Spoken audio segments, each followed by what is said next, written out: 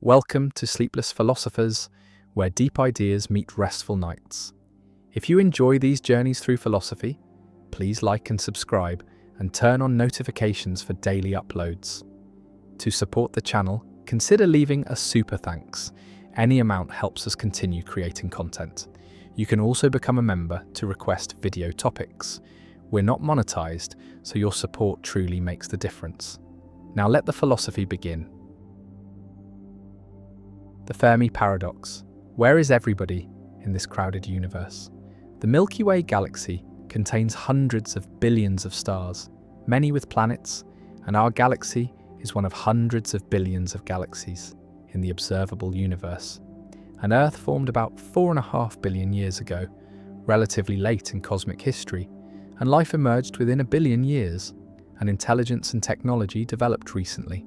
And these facts suggest that Earth is not special, that the conditions that led to life here should occur elsewhere, and if even a tiny fraction of planets develop intelligent civilizations, and if even a small percentage of those civilizations develop technology capable of space travel or interstellar communication, then the galaxy should be teeming with evidence of alien intelligence. We should see their radio signals, their spacecraft, their structures, their influence on stars and planets, and yet we see nothing, hear nothing, find no evidence of extraterrestrial intelligence despite decades of searching, despite scanning the skies with radio telescopes, despite analysing thousands of exoplanets. And this silence, this absence of evidence, is the Fermi Paradox, named after physicist Enrico Fermi, who reportedly asked during a lunch conversation in 1950, "Where is everybody?" And this question, simple and childlike, conceals one of the deepest puzzles in science, the question of whether we are alone in the universe, or whether alien civilizations exist but remain undetected for reasons we do not yet understand.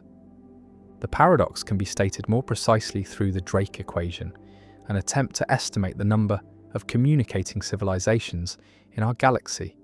The equation multiplies together several factors: the rate of star formation, the fraction of stars with planets, the number of habitable planets per star system, the fraction of habitable planets where life emerges, the fraction of life-bearing planets where intelligence evolves, the fraction of intelligent species that develop technology, and the lifetime of technological civilizations. And depending on the values assigned to these factors, the equation predicts anywhere from 0 civilizations besides us to millions, and optimistic estimates suggest thousands or millions of alien civilizations should exist in our galaxy alone. And over billions of years, some of these civilizations should have spread through the galaxy, colonizing stars, building structures, leaving traces, and yet we see nothing. And this gap between expectation and observation is the Fermi Paradox. Various explanations have been proposed, grouped into several categories. One possibility is that intelligent life is extraordinarily rare, that one or more factors in the Drake equation is much smaller than optimistic estimates suggest. Perhaps the emergence of life is a rare event. Perhaps the evolution of complex multicellular organisms requires unlikely coincidences.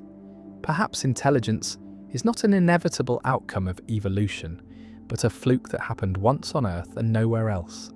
And if intelligence is sufficiently rare, then perhaps we are the first or among the first civilizations in the galaxy, and the silence is explained by our being early arrivals, alone for now, but perhaps not forever. Another category of explanations invokes the Great Filter, a hypothetical barrier that prevents civilizations from reaching the stage where they are detectable across interstellar distances. And the filter could be in our past, something that makes the emergence of intelligence extremely difficult, in which case humanity has passed the filter and the future is open, or the filter could be in our future, a challenge that civilizations face and almost always fail.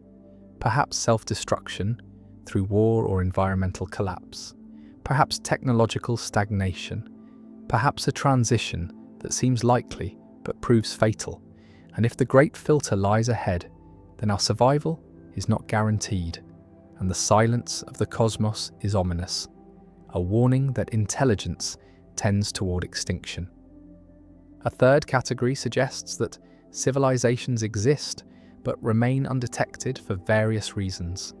Perhaps they communicate using technologies we have not discovered. Perhaps they deliberately hide to avoid contact with younger civilizations. Perhaps they exist in forms we would not recognize as life or intelligence. Perhaps they transcend physical form and migrate into cyberspace or other dimensions. Or perhaps the distances and timescales involved are so vast that civilizations exist but are separated by millions of light years and billions of years, arising and falling in isolation, never overlapping in space and time, and so contact is impossible. Not because civilizations do not exist, but because the universe is too big and time is too long. Visualize the galaxy as a vast ocean and civilizations as islands, separated by light years of empty space, and each island has a brief window of technological activity, a few thousand years perhaps, before collapse or transformation, and the ocean is so large and the window so brief that the probability of two civilizations existing simultaneously within communication range is vanishingly small. And so each civilization looks out, sees emptiness, hears silence, and concludes it is alone. And yet across the galaxy and across time many such civilizations exist, but they never meet, never communicate, never know each other, and the Fermi paradox is resolved not by the absence of life, but by the impossibility of contact. Another explanation, more speculative, suggests that we are living in a simulation, that the observable universe is a computational construct created by an advanced civilization and the silence is programmed. No other civilizations are simulated because the creators are interested only in studying us, or because simulating multiple civilizations is too computationally expensive. And this explanation, while unfalsifiable, is logically possible and provides a clean resolution to the paradox, though it raises new questions about the nature of the simulators and their purposes. The Fermi paradox has practical implications for the search for extraterrestrial intelligence, for SETI programs that scan the skies for radio signals, for astrobiology missions that search for life on Mars or the moons of Jupiter and Saturn, and for the question of whether humanity should attempt to contact alien civilizations or remain silent. Because if the great filter lies ahead, if civilizations typically self-destruct or face existential dangers, then advertising our presence might be risky, might attract attention from hostile or indifferent intelligences, and the silence of the cosmos might be a survival strategy, a lesson learned by civilizations that survive, and if so, then broadcasting our existence might be foolish, might mark us for extinction or exploitation.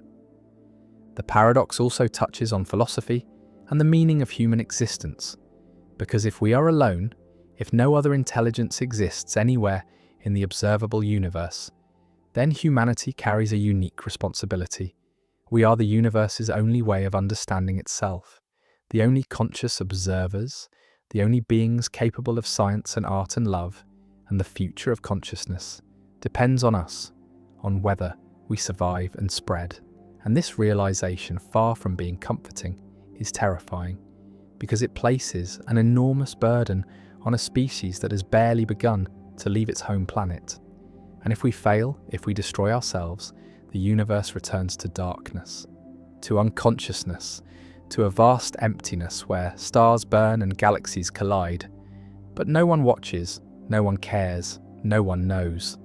The stars shine silent and distant, and we listen, and we hear nothing, and the silence stretches across billions of light years, across billions of years, and Fermi's question echoes, where is everybody? Where are the aliens? Where are the civilizations that should exist, that must exist, that the numbers say should exist, and the answer does not come? And the paradox remains unresolved, pressing, urgent, a question that haunts astronomers and philosophers, a mystery that drives the search for life beyond Earth, and a reminder that despite all our knowledge, despite all our telescopes and equations, we do not know whether we are alone or whether the universe teems with life. And the silence, profound and unbroken, waits, and we wonder and we search, and the paradox persists. The frozen time paradox. Time flows, or so it seems, carrying events from past to present to future in an unbroken stream. Yet what if time could stop? What if every process in the universe froze for a moment, or an hour, or 1,000 years, and then resumed exactly as it was? Would anyone notice? Could anyone notice? And this is the frozen time paradox, a thought experiment that questions whether time itself is observable, or whether it is merely an ordering of events, invisible and perhaps illusory. Imagine that at this very moment time stops. Every atom ceases to move, every thought halts mid-formation, every photon hangs suspended in space, the entire universe frozen in a perfect still image. And this frozen state persists for an arbitrary duration, perhaps 1 billion years, and then suddenly time resumes, and everything continues exactly as it was. And the question arises, did anything happen during that frozen interval? Did time pass? And if no change occurred, can it be said that any time elapsed at all? The paradox strikes at the relationship between time and change, suggesting that time without change is meaningless or undetectable, that the passage of time is defined by the occurrence of events, and that if nothing changes, then nothing distinguishes one moment from another, and so the frozen interval, no matter how long, is equivalent to no interval at all. Aristotle grappled with this issue, arguing that time is the measure of change, that time does not exist independently of the processes it measures, and that without motion or change there can be no time. And this view suggests that the frozen time scenario is not a case of time continuing without change, but rather a case of time ceasing to exist during the frozen period. Others, particularly those who embrace the block universe view, argue that time is an independent dimension of space-time, that it exists whether or not anything changes within it, that the frozen interval would be a real extension of time, even if no events occurred within it. Though this raises the question of how such an interval could ever be detected or have any physical meaning. The paradox also touches on the nature of consciousness and subjective experience, because if time froze and then resumed, no conscious being would remember the frozen period, no measurement device would register it, no physical process would show evidence that it occurred, and so in what sense did it happen? And if it leaves no trace, can it be said to have any reality at all? Some philosophers draw a distinction between time as a parameter in physical equations, a variable that describes when things happen, and time as it is experienced, the feeling of duration and flow. And they suggest that the frozen time paradox exposes a gap between these two concepts, that mathematical time might continue during a frozen interval, but experiential time would not. The paradox connects to debates about the reality of time, whether time is fundamental or emergent, whether it is a feature of the universe or a feature of how we perceive the universe, and whether the flow of time, the sense that the present moment is moving forward, is an objective fact or a subjective illusion created by consciousness. Quantum mechanics adds another layer to the puzzle, because at the quantum level, the concept of time becomes strange. Entangled states do not evolve smoothly, but exist in superposition until measured, and some interpretations suggest that time emerges from quantum correlations rather than being a fundamental aspect of reality. The frozen time paradox forces confrontation with the question of what time is, whether it is possible for time to exist without change, whether duration has meaning in the absence of events, and whether the universe could be paused and unpaused without anyone ever knowing, without any physical consequence, and if such a scenario is indistinguishable from time continuing normally, then perhaps the question itself is meaningless, a pseudo-problem that arises from thinking about time as if it were a substance that flows rather than a dimension that orders. And yet the intuition remains that time is real, that it passes, that moments follow one another, and the paradox lingers as a reminder that even this most basic aspect of existence, the passage of time, is far from fully understood. The Grelling-Nelson paradox. Words can describe themselves or they cannot, and this seemingly innocent observation becomes a doorway into paradox when Kurt Grelling and Leonard Nelson posed a question in 1908 that has troubled philosophers of language ever since. Some words are autological, meaning they possess the property they describe. The word short is short. The word English is English. The word polysyllabic is polysyllabic. And these words refer to themselves in a way that feels consistent and unproblematic. Other words are heterological, meaning they do not possess the property they describe. The word long is not long. The word German is not German. The word monosyllabic is not monosyllabic. And again, this seems straightforward. A simple division between words that apply to themselves and words that do not. The paradox emerges when the question is asked, is the word heterological? Itself heterological. And the mind stumbles immediately into the same kind of self-referential trap that haunts the liar paradox and Russell's paradox. If heterological is heterological, then it does not describe itself, which means it must be autological. But if it is autological, then it does describe itself, which means it must be heterological. And the loop spins without resolution, each answer immediately negating itself. This is not merely a trick of language, but a genuine problem for anyone attempting to build a theory of meaning or reference, because it suggests that not all predicates can be safely applied to themselves, that self-reference introduces instability into linguistic systems. Some philosophers argue that heterological is simply a defective predicate, a word that fails to have a coherent meaning because its definition leads to contradiction. Much like dividing by zero produces an undefined result in mathematics. Others suggest that the paradox reveals the difference between the use of a word and its mention, that when we ask whether heterological is heterological, we are confusing the word as an object with the word as a concept, and this confusion generates the paradox.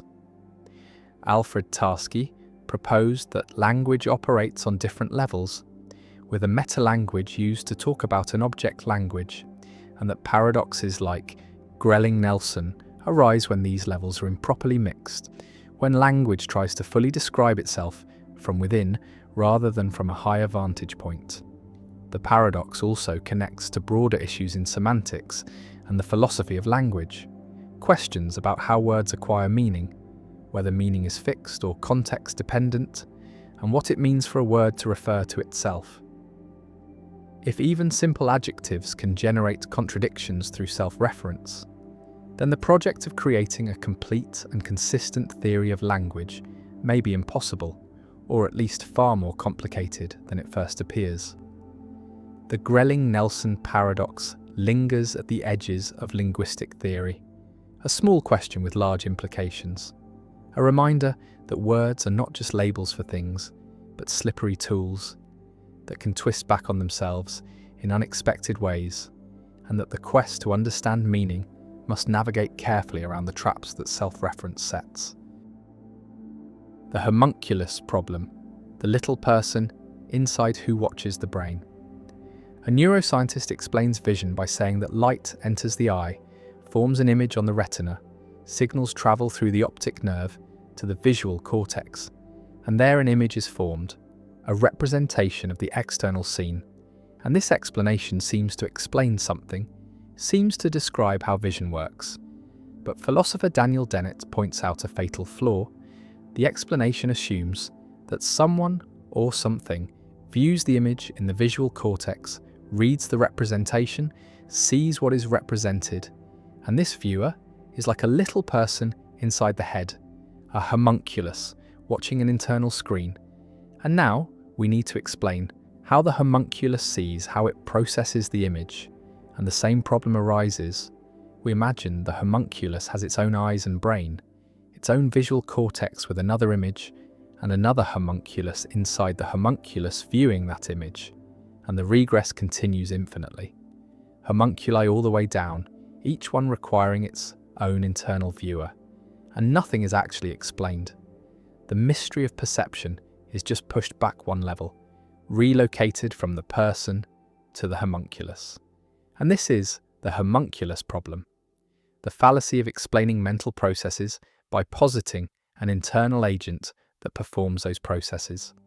And the problem reveals that explanation requires mechanism, requires showing how processes work without assuming an intelligent agent that does them, requires decomposing tasks into simpler tasks that eventually reach mechanical operations that require no intelligence, no awareness, no homunculus.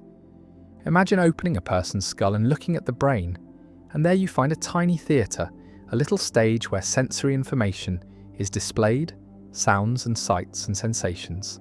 And sitting in the audience is a little person, the homunculus watching the show, perceiving the displays, making decisions, sending commands. And this little person is you, is the conscious self, the experiencer. And this picture is intuitively appealing, matches how consciousness feels like there is someone inside watching experience. But the picture is incoherent, because now we must explain how the homunculus perceives, how it watches the theatre. And if we say it has its own brain, its own sensory organs, then we need another homunculus inside the first one, and the regress is infinite, and nothing is explained. And the homunculus picture must be abandoned, must be replaced with explanations that do not posit internal observers, that explain perception and consciousness in terms of processes that are themselves mechanical, that do not presuppose the intelligence or awareness we are trying to explain.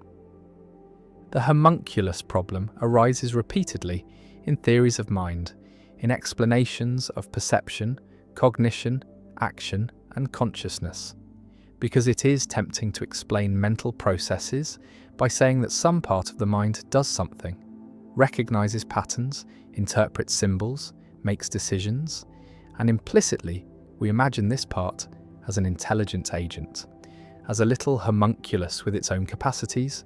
But this merely relocates the problem, does not solve it, and genuine explanation requires decomposing intelligent processes into non-intelligent mechanisms, showing how intelligence emerges from non-intelligent parts, how mind arises from matter that is not itself minded. Visualize the solution to the homunculus problem as building intelligence from the bottom up, starting with simple, mechanical processes that require no intelligence, reflexes, stimulus-response pairs, basic computations, and combining these processes into more complex systems, and these systems into still more complex systems. And through hierarchical organization, through layers of increasing complexity, intelligent behavior emerges without any layer requiring an internal intelligence, without any homunculus. And this is how cognitive science and neuroscience proceed, explain perception, not as viewing internal images, but as processing information through stages, each stage performing simple transformations, and consciousness emerges from the whole process, from the organization of these transformations, not from any single component that views or experiences or decides. Dennett's solution to the homunculus problem involves discharging homunculi, replacing each intelligent homunculus with stupider homunculi, with less capable agents that perform smaller tasks, and replacing those with even stupider agents, until finally we reach agents so stupid they can be replaced by mechanical processes, by circuits, by neurons, and the entire system operates without any component that requires intelligence, and yet the system as a whole exhibits intelligence, exhibits mind. And this shows that intelligence is not a basic property that some things have, but an emergent property that arises from complex organization of simple parts. And minds are not mysterious entities, but are patterns of activity in brains, patterns that can be explained without remainder in terms of physical processes. The homunculus problem also appears in discussions of free will and agency, where we imagine a self, a decision maker, an agent inside who chooses what to do, and this self is another homunculus, is an unexplained explainer, a source of choice whose own choices are not explained. And genuine explanation of action requires showing how decisions arise from brain processes, how choices emerge from neural activity without positing an agent whose choices are uncaused or caused by nothing. And this requires abandoning the homunculus picture of self, replacing it with a distributed picture where the self is not a little person inside but is the whole system, is the pattern of activity across the brain, and agency emerges from this pattern. One response to the homunculus problem accepts it as showing that certain kinds of explanation are illegitimate, are pseudo-explanations that do not actually explain, and cognitive science must avoid homunculi, must explain processes mechanically, must show how mind arises from mindless matter, and this constraint shapes the development of theories forces, theories to be mechanistic, to specify algorithms, to avoid appeals to mysterious inner agents. Another response questions whether the homunculus is always fallacious, argues that sometimes positing subagents, components with limited intelligence, is a useful step in explanation, as long as these subagents are eventually explained themselves, as long as the regress terminates. And this is Dennett's discharge strategy: use homunculi temporarily as placeholders, as ways of structuring explanation, but always with the goal of replacing them with mechanical processes. And so homunculi are tools for thought, are scaffolding that is removed once the real explanation is built. A third response argues that the homunculus problem reveals limits of reductionist explanation, suggests that consciousness might resist explanation in mechanical terms, might require a different approach, and the persistent intuition that there is someone inside, an experiencer, a subject, might reflect something genuine about consciousness that cannot be captured by functional or mechanical accounts. And this response is sympathetic to dualism, to the view that consciousness is not reducible to physical processes, that the subjective character of experience is not explicable in terms of objective mechanisms. The homunculus problem also connects to debates about consciousness and the hard problem, because part of what makes consciousness seem mysterious, seem hard to explain, is the intuition that consciousness involves an experiencer, a subject who has experiences, and this experiencer is like a homunculus, is an unexplained element in explanations of consciousness. And if we try to explain consciousness by saying brain processes produce experiences for a subject, then we have not explained consciousness, but only relocated the mystery to the subject. And so explaining consciousness requires eliminating the homunculus, showing how subjective experience arises without presupposing a subject who has experiences, showing how there can be experiences without an experiencer, or how the experiencer is itself constituted by the experiences rather than being prior to them. The little person sits inside the brain, watching the neural theatre, and the philosopher points out the infinite regress, the explanatory failure, and the homunculus must be eliminated, must be replaced by mechanisms, by processes that are themselves mindless, but collectively produce mind. And the homunculus problem persists as a methodological constraint on cognitive science, a warning against pseudo-explanations, a requirement that theories genuinely explain rather than merely labeling or relocating mysteries. And the problem remains relevant, remains invoked whenever theories implicitly appeal to internal agents, to components with unexplained intelligence, to parts that do what needs explaining, and the homunculus is a perennial temptation, a fallacy that resurfaces in new forms, and vigilance is required to avoid it, to ensure that explanations of mind explain all the way down to mechanical processes, to neural activity, to physical causation, and the little person must vanish, must be dissolved into the processes that were supposed to serve it, and the brain emerges not as a theatre with an audience, but as a complex system of interacting components, none intelligent on its own, but collectively generating the intelligence we attribute to the person. And the homunculus problem endures as a permanent challenge to theories of mind, A reminder that genuine explanation requires mechanism, requires discharge of intelligence into non-intelligent processes, and the little person inside is a fiction, a conceptual error. An understanding mind requires abandoning this fiction, embracing the mechanistic view that minds are what brains do, and homunculi are explanatory dead ends that must be avoided. The is-ought problem: why facts cannot tell us what to do.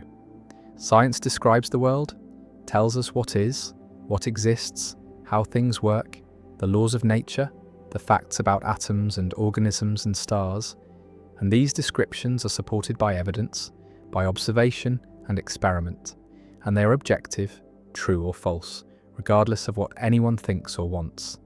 And ethics prescribes action, tells us what ought to be, what we should do, what goals to pursue, how to treat others, and these prescriptions are normative, involve value and obligation. And the question that has haunted philosophy since David Hume raised it in 1739 is whether we can derive ought from is, whether we can move from factual premises to moral conclusions, whether what exists tells us anything about what should exist. And Hume's answer was no. There is a gap, an unbridgeable chasm between descriptions and prescriptions, between facts and values, between is and ought, and no amount of purely factual information can tell us what we should do. And this is the is-ought problem, sometimes called Hume's guillotine, because it cuts moral reasoning off from empirical inquiry, separates facts from values, and leaves us wondering how moral knowledge is possible if it cannot be derived from facts about the world. Hume observed that writers on morality begin with ordinary observations, with statements about human nature or God or social arrangements, statements that use the copula is, describing what exists, and then suddenly they switch to statements using ought or ought not, prescribing actions or condemning behaviours. And this transition, Hume says, is never explained, is never justified. The writers seem to assume that the ought follows from the is, that because things are a certain way we should act in a certain way, but this assumption is invalid. The ought does not follow. There is a logical gap, and any argument that moves from is to ought is either invalid or contains a hidden normative premise that was smuggled in. And if all moral arguments ultimately rest on normative premises that cannot be derived from facts, then moral reasoning is fundamentally different from empirical reasoning, is based on values or sentiments or intuitions that are not themselves factual claims. Visualize an argument that tries to derive ought from is. Suppose someone says humans are naturally cooperative. This is a factual claim about human psychology, and then concludes, therefore, we ought to cooperate, a normative claim about how we should behave. And Hume's challenge is to explain how the conclusion follows from the premise, what licenses the move from description to prescription, and the argument seems to assume that what is natural is good, that we should act in accordance with our nature. But this assumption is itself a normative claim, a hidden ought premise, and if we make it explicit, the argument becomes humans are naturally cooperative, and we ought to act according to our nature. Therefore we ought to cooperate. And now the argument is valid, but it rests on a normative premise, the claim that we ought to act according to our nature. And this premise cannot be derived from facts about what human nature is. It is a value judgment, an ought claim, and so the original argument either was invalid or contained a hidden normative premise. And either way, the is-ought gap remains. The ought was not derived purely from is. The same problem arises for any attempt to ground morality in facts. If someone says actions that maximize happiness are good because happiness is what everyone wants, the argument moves from the facts that people desire happiness to the normative claim that happiness is good. And this move assumes that what people desire is good. Another hidden normative premise, or if someone says we should obey God's commands because God created us, the argument moves from the fact of creation to the obligation to obey. And this assumes that we ought to obey our Creator. Another normative premise. And in every case, the derivation fails, unless a normative premise is included, and if normative premises cannot themselves be derived from facts, then the ultimate foundation of ethics is non-factual, is based on values or intuitions or conventions that are not grounded in empirical reality. The is-ought problem creates a dilemma for moral philosophy. Either accept that moral claims are not factual, are not true or false in the way scientific claims are, but express attitudes or prescribe actions or reflect cultural conventions, and this leads to non-cognitivism or relativism, views that deny objective moral truth, or accept that moral claims are factual, but insist that moral facts are sui generis, are not reducible to natural facts, are known through intuition or reason rather than through empirical observation, and this leads to non-naturalism, the view that morality is objective but not part of the natural world, studied by science, or find some way to bridge the is-ought gap, to derive ought from is, and this requires showing that certain facts entail normative conclusions, that the gap is not as wide as Hume thought, and various philosophers have attempted this, have proposed that the gap can be crossed under certain conditions. One attempt to bridge the gap involves institutional facts, facts about social practices and their constitutive rules. John Searle argued that if you accept a role within an institution, you accept the obligations that come with it. If you are a chess player, you ought to move the bishop diagonally, not because of an additional normative premise, but because that is what it means to be playing chess. The ought is built into the description of the institution, and similarly, if you make a promise, you create an obligation.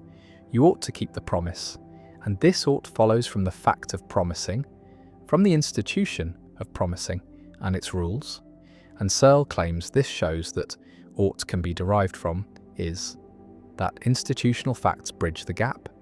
But critics respond that this only works if you already accept the institution, already grant that you ought to follow its rules, and so the normative premise is still there, hidden in the acceptance of the institution. Another attempt involves functional facts. Facts about what things are for. Philippa Foot and others argue that living things have natural functions. Hearts are for pumping blood, eyes are for seeing, and organisms can be evaluated by how well they fulfill their functions. A good heart pumps blood efficiently, a defective heart does not, and humans have functions too, and virtues are traits that enable humans to flourish, to live well, and so we ought to develop virtues, and this ought to follows from facts about human nature and human flourishing. But critics respond that this assumes flourishing is good, assumes that we ought to pursue the goals set by our nature, and these assumptions are normative, are not themselves derived from facts about what human nature is, and so the gap remains. Visualize the gap as a chasm.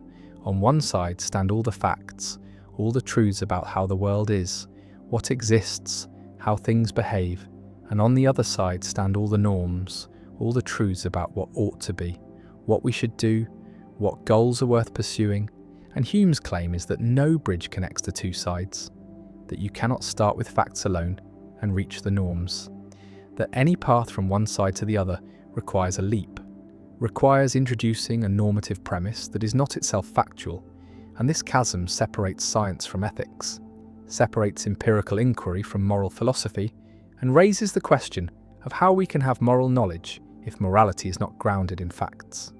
The is-ought problem has implications for moral realism, for the claim that moral truths exist objectively, because if moral truths cannot be derived from natural facts, then what are they? How do we know them? And moral realists divide into naturalists who deny the gap and claim that moral facts are natural facts, and non-naturalists who accept the gap and claim that moral facts are sui generis, are known through intuition or reason, and both positions face challenges.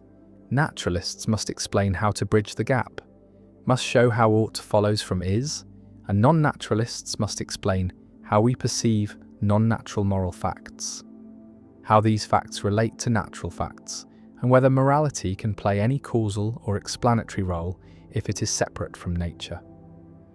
The problem also affects applied ethics, because if we cannot derive ought from is then scientific information alone cannot tell us what to do, cannot settle moral questions. A doctor knowing all the medical facts about a patient still needs normative principles to decide whether to continue treatment or allow death. An economist knowing all the facts about wealth distribution still needs values to decide whether inequality is unjust. And science can inform these decisions, can tell us the consequences of different actions, but it cannot by itself tell us what we ought to do, what outcomes we ought to pursue. And this means ethics is ineliminable, is not reducible to any empirical science, requires normative reflection and judgment that goes beyond factual knowledge. The chasm yawns, facts on one side, values on the other, and no bridge appears and Hume's guillotine falls. Severing is from ought, description from prescription, and the is-ought problem remains, unsolved, persistent, dividing metaethics into camps, challenging moral realism, questioning whether science can answer moral questions, and forcing recognition that normativity is distinct, that ought is not reducible to is, that values are not facts, or if they are facts, they are strange facts, facts that cannot be derived from ordinary empirical observations, and the problem endures as one of the central puzzles in philosophy, a reminder that ethics is autonomous, that moral reasoning requires more than empirical knowledge, and that the relationship between what is and what ought to be remains one of the deepest and most difficult questions we face. The liar paradox. There exists a statement so simple that it collapses the foundations of truth itself, a sentence that devours its own meaning the moment it is spoken. And this is the liar paradox, a loop that has haunted logicians and philosophers for over 2,000 years. The paradox is most famously expressed in a single declaration: this statement is false, and the mind recoils at what follows. For if the statement is true, then it must be false as it claims. But if it is false, then it must be true because it correctly identifies itself as false. And so the cycle begins again, spiraling endlessly, without resolution, without escape. The ancient Greeks were the first to wrestle with this demon of language, and Epimenides, the Cretan, is often credited with an early version when he declared that all Cretans are liars, which implies that if he himself is a Cretan, then his statement must be a lie, which means Cretans might actually tell the truth, which means his statement might be true, which means it is false again, and the contradiction churns without mercy. Philosophers have spent centuries trying to solve or dissolve the paradox, and some argue that self-referential statements like this are simply meaningless, that language breaks down when it tries to refer to itself in this way, while others suggest that truth is not binary but exists on a spectrum, allowing for statements that are neither fully true nor fully false, hovering in some undefined space between. Bertrand Russell encountered similar contradictions when developing set theory and discovered that self-reference could destroy the entire logical framework of mathematics, leading him to create new systems that carefully excluded paradoxes like the liar from ever forming. The paradox also influenced Kurt Gödel, whose incompleteness theorems proved that within any sufficiently complex logical system, there will always be true statements that cannot be proven, which itself echoes the spirit of the liar paradox, the idea that truth and provability are not always the same thing.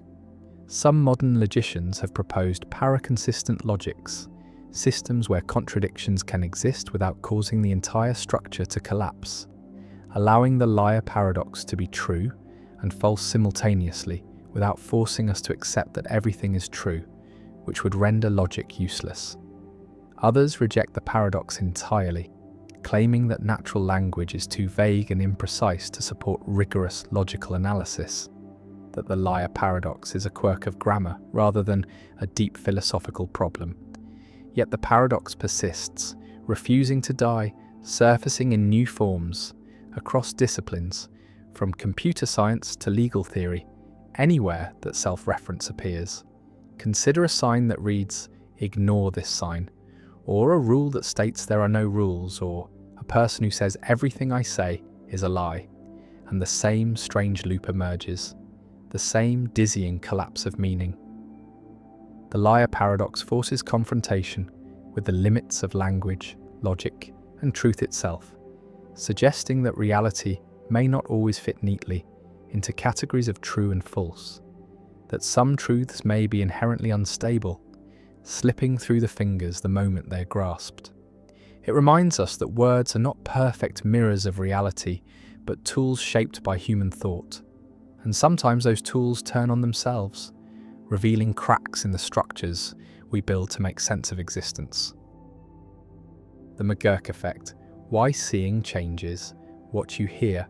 A person watches a video of someone speaking, sees their lips move, hears sounds, and perceives speech, but something strange occurs. The auditory signal says one thing, the syllable "baha," and the visual signal shows lips making a different movement, the movement for ga, and yet what the person hears is neither ba nor ga, but da, a fusion of the two inputs, a compromise between hearing and vision. And this is the McGurk effect, discovered by psychologist Harry McGurk in 1976, a robust illusion showing that speech perception is multimodal, integrates auditory and visual information, and vision can alter what you hear, can change the perceived phoneme, even though the auditory input remains constant and the effect is automatic, is unconscious, occurs even when you know it is happening, and closing your eyes restores the original bar sound, showing that vision was modifying auditory perception, and the McGurk effect reveals that perception is not modality specific, but is multimodal, that different senses interact, that seeing influences hearing and hearing influences seeing, and perception is a unified process that integrates information from multiple sources.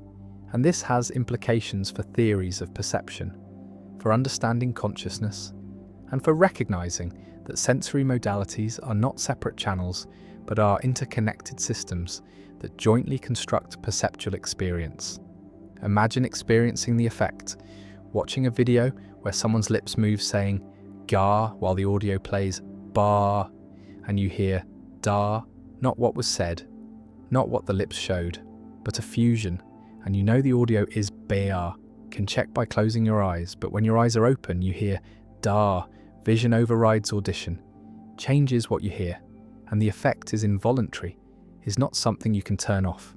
Perception integrates the inputs automatically, and this integration occurs before consciousness, before you become aware of the sound, and what reaches awareness is already a fusion, already combines hearing and seeing, and you cannot access the separate inputs, cannot hear bay and see gay separately, but only experience the integrated da.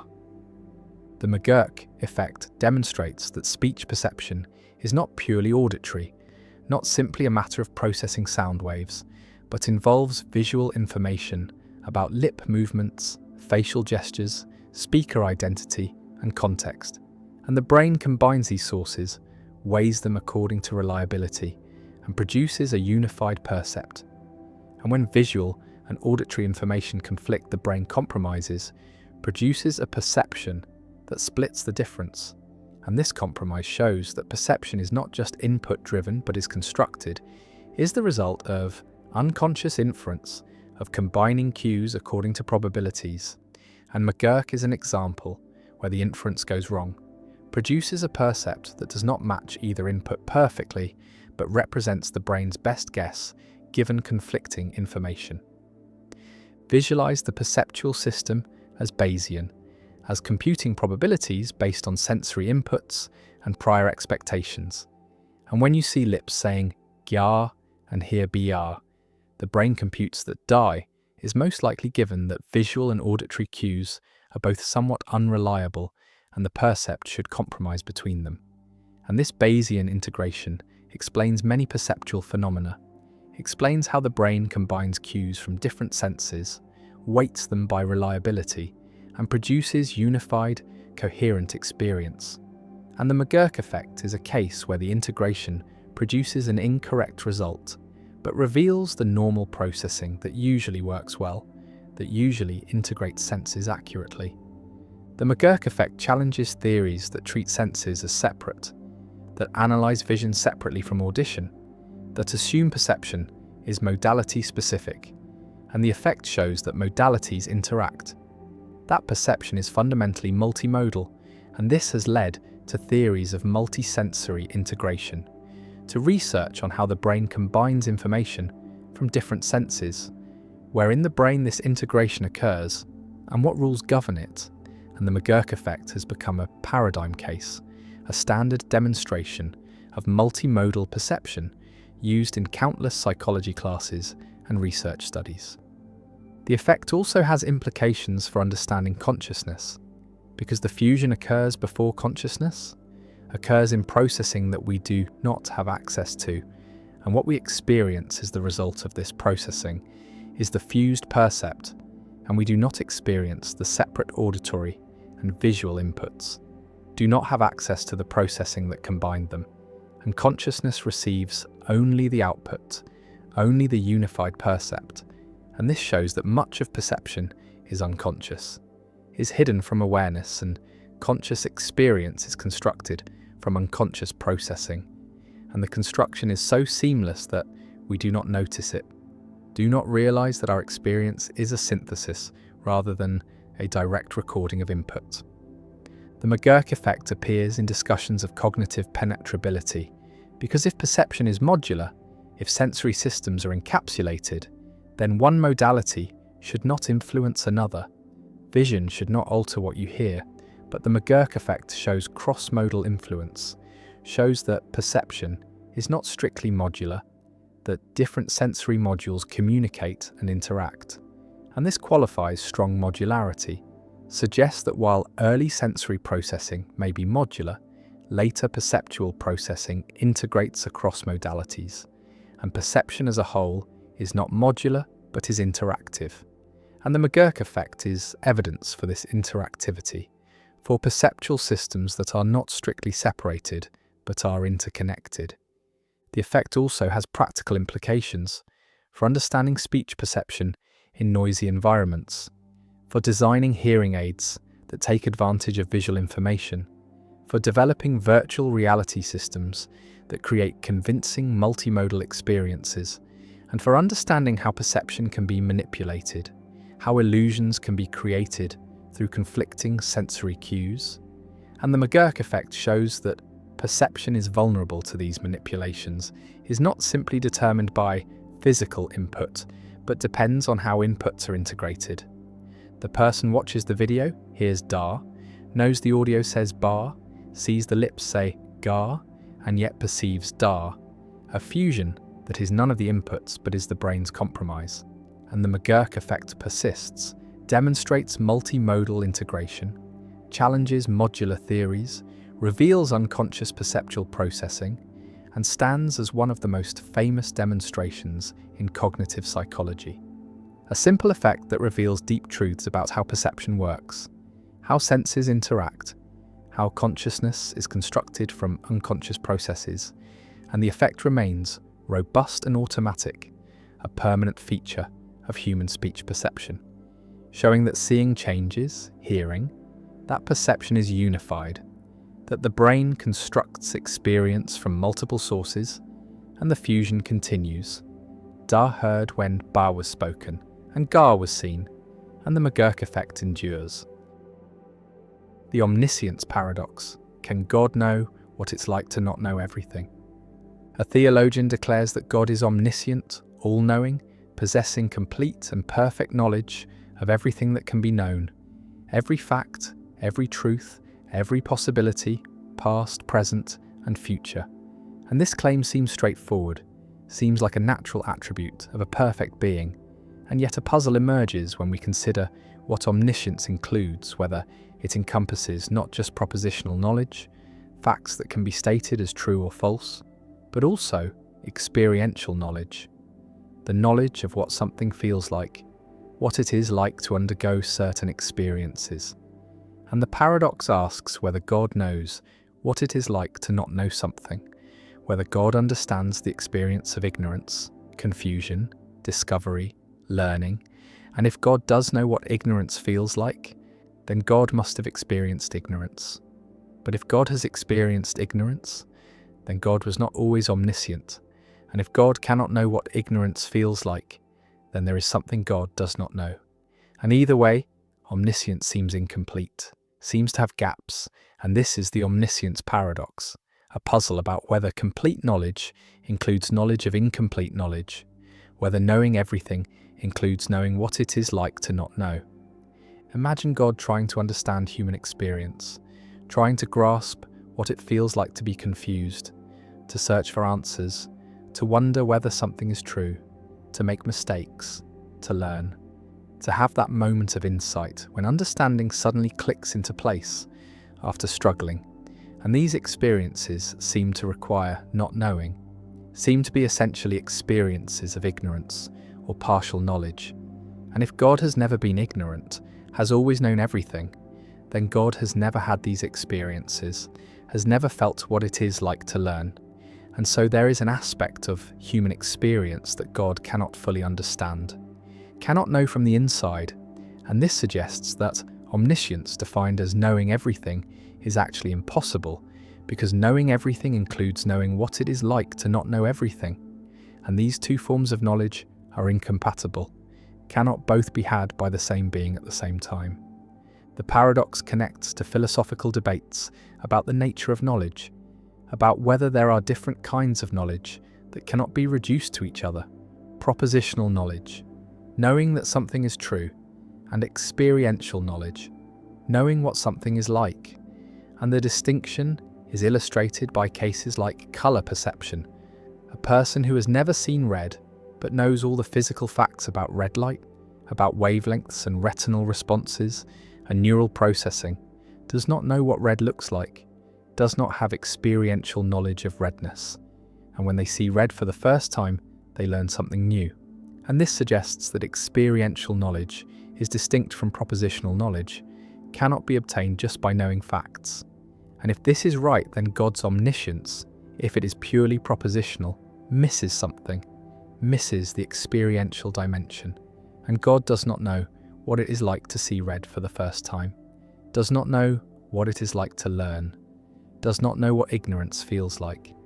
Visualize the problem as a conflict between two divine attributes: omniscience, which requires always having known everything, and perfect empathy or understanding, which requires knowing what human experiences feel like from the inside. And human experiences include experiences of not knowing. And so perfect understanding seems to require having been ignorant. But omniscience seems to exclude ever being ignorant.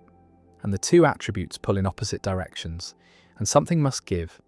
Either God is not omniscient in the full experiential sense, or God does not fully understand human experience, or the distinction between propositional and experiential knowledge is mistaken, and God can know what ignorance feels like without ever being ignorant, through some superior form of knowledge that encompasses both facts and feelings.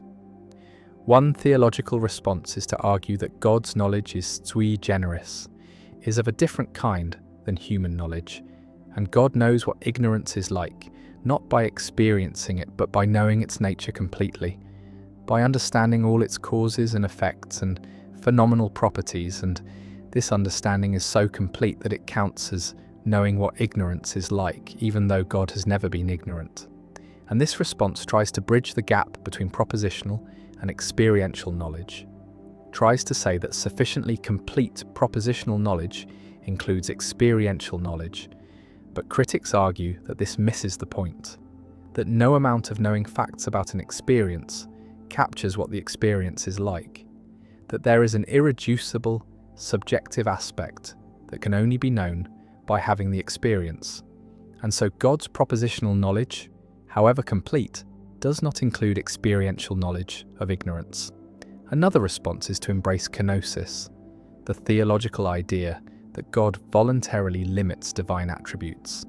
And this view says that God can and does experience ignorance, that in becoming incarnate, in taking human form as Christ, God experienced human limitations, including not knowing things. And the gospel accounts support this, showing Jesus learning, growing in wisdom, not knowing when the end times would come. And this shows that God can experience ignorance without ceasing to be God, that omniscience is not essential to divinity, but is a power that can be set aside. And this resolves the paradox by denying that God is always omniscient, accepting that there are times when God voluntarily limits divine knowledge. But this creates new puzzles about whether a being that is not always omniscient can be called omniscient, and whether divine attributes can be temporary. A third response distinguishes between different kinds of ignorance, between merely not knowing a fact which God never experiences, and the phenomenology of searching for knowledge, the feeling of curiosity and discovery, which God might be able to simulate or understand through analogical reasoning, and God knows what it would be like to be in a state of ignorance, even though God is never actually in such a state. Just as someone who has never been to Mars might know what it would be like through detailed scientific knowledge and imagination, and this response tries to preserve both omniscience and experiential understanding by making experiential knowledge a form of imaginative or counterfactual knowledge.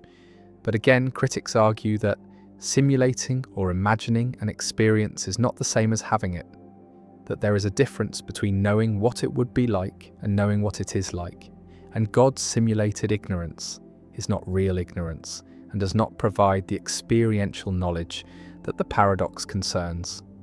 The omniscience paradox also raises questions about divine immutability, the claim that God does not change, because if God learns or discovers anything, then God changes, gains knowledge that was previously lacking, and this violates immutability, and so perfect knowledge seems to require having always known everything, never learning, never being surprised, and yet this static, eternal knowledge seems incompatible with understanding temporal beings who do learn and are surprised, and reconciling omniscience and immutability with understanding human experience remains a challenge for classical theology. The paradox extends beyond ignorance to other experiential states. Does God know what it is like to be tempted, to feel desire for something forbidden, to struggle with moral choice? And if God is perfectly good, necessarily good, then God cannot be genuinely tempted, cannot feel the pull of evil, and so there is an aspect of human moral experience that God cannot know from the inside, and this creates distance between divine and human experience, suggests that God's understanding of humanity is necessarily incomplete, necessarily limited by God's perfection, and this is ironic, that God's perfection prevents complete understanding, that to fully know what it is like to be human, God would have to be imperfect, would have to experience weakness and ignorance and temptation, and these are incompatible with divine perfection. Some theologians embrace this limitation, argue that God's knowledge is perfect for a perfect being, but does not include the experiential knowledge of imperfection. And this is not a defect but a feature, a reflection of God's nature. And just as we do not think a perfect circle is defective because it is not a square, we should not think God is defective because God does not know what ignorance feels like, because such knowledge is incompatible with perfection, and the paradox assumes that all knowledge is good and more knowledge is always better, but perhaps some kinds of knowledge are only available through imperfection, and lacking them is not a limitation but a consequence of being perfect. Others reject omniscience entirely, argue that it is an incoherent concept, that complete knowledge is impossible, that there are always things that cannot be known, experiential states that require imperfection, future free choices that are not yet determined, logical truths that exceed any finite or infinite mind's capacity to grasp all at once. And if omniscience is impossible, then God is not omniscient, but this does not diminish God, does not make God less than perfect, because perfection means having all attributes that it is possible to have, not having impossible attributes. And omniscience, like omnipotence when examined carefully, turns out to be impossible, and so God is not omniscient, but maximally knowledgeable, knows everything that can be known, and this is sufficient for divinity. God stands outside time, knowing all facts, all truths, all possibilities, and yet there is a gap, an experiential gap. God does not know what it feels like to search, to wonder, to be wrong, to learn.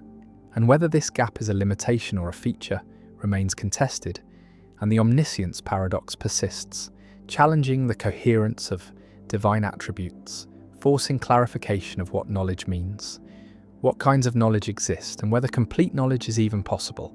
And the paradox remains unresolved, a permanent fixture in philosophy of religion, a reminder that even the most basic divine attributes, even the claim that God knows everything, conceal complexities and contradictions that philosophy continues to explore. The paradox of choice, why having everything makes us want nothing. A shopper stands in the cereal aisle of a modern supermarket, surrounded by hundreds of options, dozens of brands, each offering multiple varieties, chocolate cereals and fruit cereals and granola and organic options and sugar-free options and high-fiber options. And the shopper came with a simple goal, to buy cereal, but now faces a wall of choices, and minutes pass.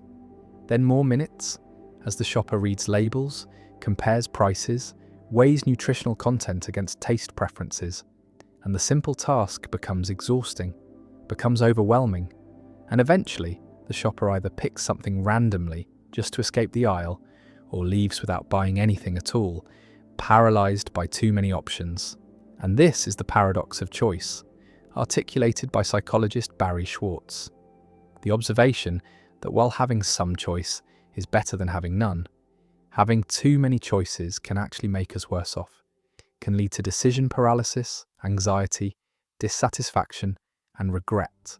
And this paradox challenges the assumption that more freedom and more options always lead to better outcomes, suggests instead that there is an optimal amount of choice beyond which additional options become burdensome rather than beneficial.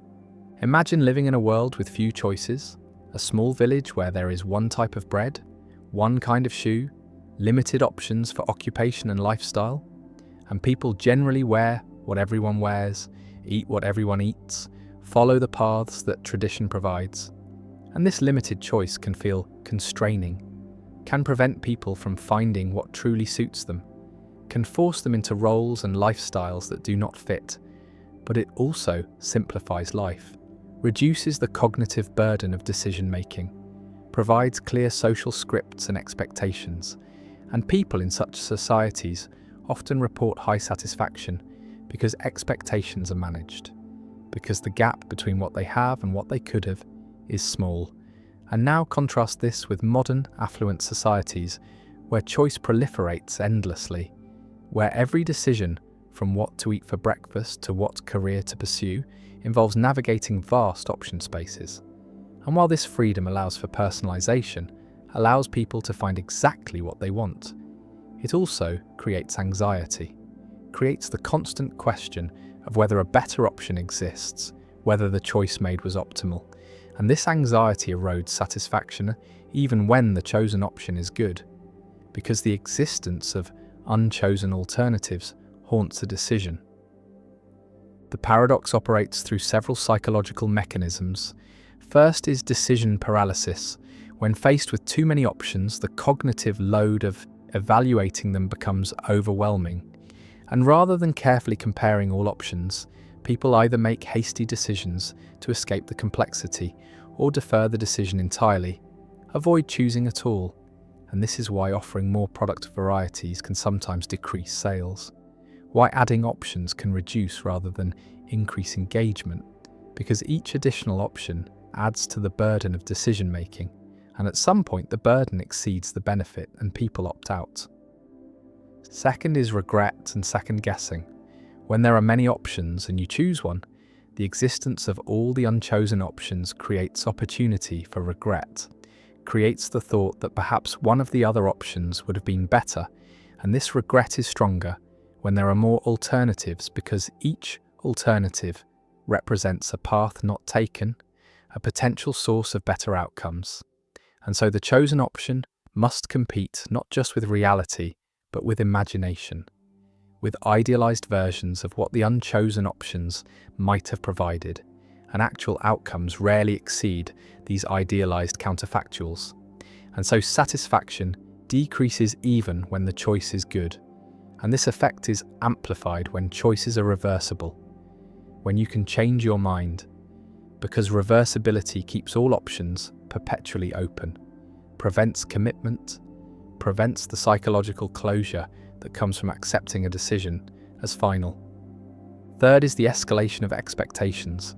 When there are few options, we expect less. We accept what is available and feel grateful if it is good. But when there are many options, we expect to find exactly what we want, expect the perfect fit, and our standards rise. And this rising threshold means that good outcomes feel merely adequate rather than excellent. And satisfaction depends not on absolute quality, but on the gap between expectations and reality. And more choice raises expectations faster than it improves outcomes. And so, the net effect is decreased satisfaction, despite better products and more freedom. Visualize a graph with number of options on one axis and satisfaction on the other. And the relationship is not linear, but inverted U-shaped. Satisfaction rises as options increase from 0 to some moderate number, perhaps 5 or 10, because having some choice allows people to find something that fits their preferences. But beyond that optimal point, satisfaction begins to decline. And at very high numbers of options, satisfaction may even fall below the level experienced with minimal choice, because the cognitive and emotional costs of choosing exceed the benefits of additional options. And this inverted U captures the paradox, shows that more is not always better, that optimization requires moderation, that there is such a thing as too much freedom. The paradox has practical implications for product design, marketing, and policy. Companies that offer too many products may overwhelm customers and reduce sales, while companies that curate their offerings, that limit choice to a manageable set of high-quality options, may increase satisfaction and loyalty.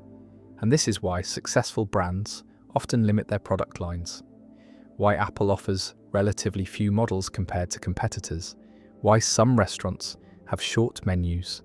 The limitation is not a failure, but a strategy, a recognition that customers benefit from being protected from too much choice, from having the decision space narrowed by experts who have already done the filtering. The paradox also affects personal life and well-being. Modern individuals face an unprecedented number of choices about identity, lifestyle, career, relationships, and consumption.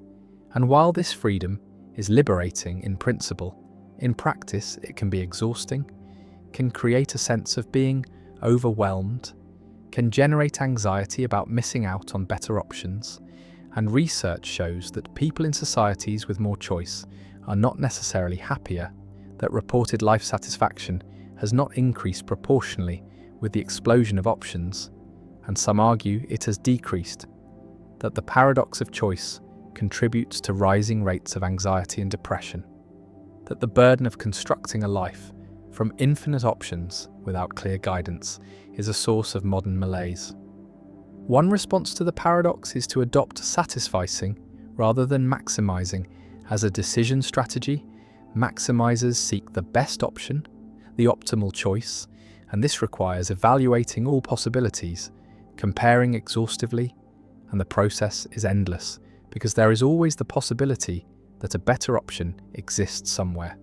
While satisficers set a threshold of good enough and choose the first option that meets that threshold, and satisficers experience less stress, less regret, and higher satisfaction because they commit to good options without torturing themselves about whether better options exist. And embracing satisficing is a way to opt out of the paradox, to limit self-imposed choice burden even when external options are numerous. Another response is to establish routines and defaults, to make decisions once and then follow the decision automatically in the future, to reduce the number of active choices required. And this is why successful people often simplify their lives, wear the same clothes every day, eat the same breakfast, follow the same schedule, not because they lack creativity, but because they recognize that decision-making is a limited resource, that every choice consumes cognitive energy, and preserving that energy for important decisions requires eliminating trivial choices through routinization. A third response is to embrace constraints, to deliberately limit options, to refuse to consider all possibilities, and this might involve setting rules like, I only shop at this store, or I only consider jobs in this city, and these self-imposed constraints reduce the choice space, make decisions more manageable, and paradoxically increase freedom by preventing paralysis, by ensuring that decisions get made rather than deferred indefinitely. And constraints are not limitations on freedom, but conditions for effective exercise of freedom, structures that enable choice rather than preventing it. The shopper stands in the cereal aisle, paralyzed by options, and eventually walks away empty-handed or grabs something arbitrarily, and the experience is repeated across modern life, in career choices and relationship decisions and consumption patterns, and the paradox persists. More choice leading to less satisfaction, more freedom creating more anxiety. And Schwartz's insight remains relevant, challenges the ideology of unlimited choice, suggests that well-being requires moderation, requires protection from too much optionality, and the paradox endures as a reminder that freedom is complex, that having options is valuable, but that value has limits, that beyond a certain point additional options become burdens rather than benefits. And the challenge for individuals and societies is to find the optimal level of choice, the sweet spot where there is enough freedom to allow for genuine self-determination, but not so much that the burden of choosing overwhelms the benefit of having chosen. And the paradox remains a feature of modern affluent societies, a price paid for abundance, and a problem that requires not more choice but wiser choice, not more options but better frameworks for navigating options. And the cereal aisle waits, endless and overwhelming, and the shopper eventually learns to bring a list to decide in advance, to opt out of the paradox by refusing to treat every shopping trip as an opportunity for exhaustive optimization. The paradox of free will, why choice seems both real and impossible. A person stands at a crossroads, two paths diverging, and must choose which way to go. And the person deliberates, weighs options, considers consequences, and makes a decision. Chooses one path. And this choosing feels free, feels like the person could have chosen otherwise, like the decision was truly up to them, genuinely within their control. And yet the person's decision is the result of brain processes, is caused by prior states of neurons, by chemical reactions, by electrical signals, and these processes are themselves caused by earlier states, by genetics and experience and current circumstances, and the chain of causation extends back through the person's life, through evolution, through the physical history of the universe. And at no point in this causal chain is there a break, a moment where cause gives way to free choice, where determinism is suspended. And if every event has causes, if the present is determined by the past plus the laws of physics, then the person's decision was determined long before the moment of choosing, was inevitable given prior conditions. And the feeling of free choice is an illusion. The decision was never really up to the person, could not have been otherwise. And this creates the paradox of free will, the apparent incompatibility between the subjective experience of freedom and the objective reality of causal determination. Between the feeling that we choose and the fact that our choices are caused, and this paradox has troubled philosophers for millennia, generated enormous literature, produced multiple attempted solutions, but never achieved consensus. And the problem persists as one of the central questions in philosophy, ethics, and the nature of human agency. Imagine the person's brain at the moment of decision, neurons firing in specific patterns, dopamine and serotonin modulating activity, and these patterns cause the decision, determine which path is chosen, and the patterns themselves were caused by prior brain states, by sensory inputs, by memories activated, by emotional states, And these prior states had their own causes, and the causal chain is unbroken, and nowhere in this chain is there room for free will, for choices that are not caused, for decisions that could have been different given exactly the same prior conditions. And if determinism is true, if the laws of physics determine everything, then free will seems impossible, seems to be a conceptual confusion, and yet the feeling of freedom persists, and we hold people responsible for their actions, praise and blame them, treat them as if their choices were free, and the legal system, morality, social practices all assume free will, assume that people could have done otherwise. And the paradox is that free will seems both necessary for responsibility and impossible given causation. The paradox generates three main positions: compatibilism, which says free will is compatible with determinism, incompatibilism, which says they are incompatible, and libertarianism, not political libertarianism, but metaphysical libertarianism, which accepts incompatibility and argues that determinism is false, that humans have genuine free will, and different philosophers defend each position with different arguments, and no consensus emerges, and the debate continues, and the paradox remains unresolved, and perhaps unresolvable, and this might reflect a deep feature of human existence, that we cannot escape the feeling of freedom even if we become convinced intellectually that freedom is impossible, that the first-person perspective of deliberation requires treating ourselves as free even if the third-person perspective of science shows that we are determined. Visualize determinism as a timeline. The state of the universe at one time, plus the laws of physics, determines the state at the next time. And this determination is complete, includes everything, includes brain states and decisions, and the timeline is like a film that has already been recorded, and we are living through it, experiencing events as they unfold, but the sequence is fixed, was fixed by initial conditions billions of years ago, and our decisions are frames in this film, are determined by previous frames. And no alternative timeline is possible given the initial conditions and the laws. And if this picture is correct, then the feeling of having options, of being able to choose differently, is illusory. We could not have chosen differently. The decision was already encoded in the prior state of the universe, and we are not free.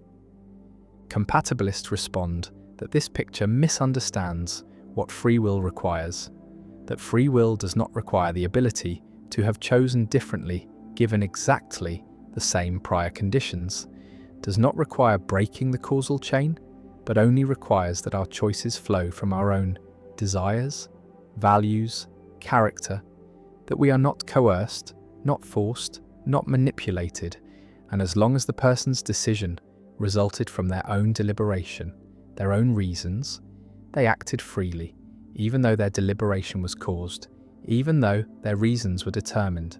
And free will is compatible with determinism because free will is about the source of action, about whether it comes from the agent's own psychology, not about whether it is uncaused. Incompatibilists reject compatibilism, argue that if determinism is true, then everything we do was determined by factors beyond our control.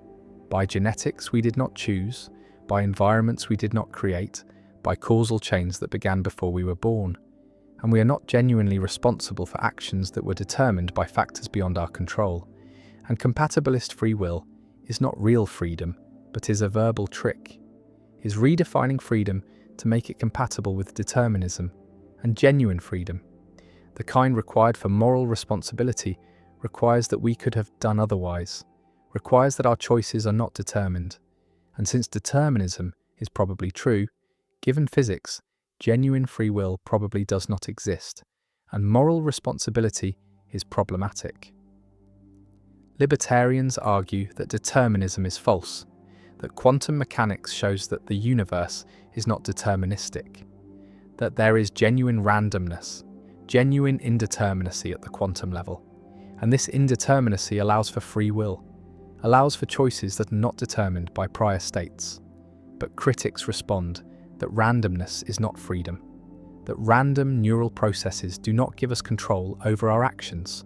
do not make us responsible, and adding randomness to determinism does not create free will, creates only determinism plus chance, and neither determination nor chance gives us the control required for responsibility.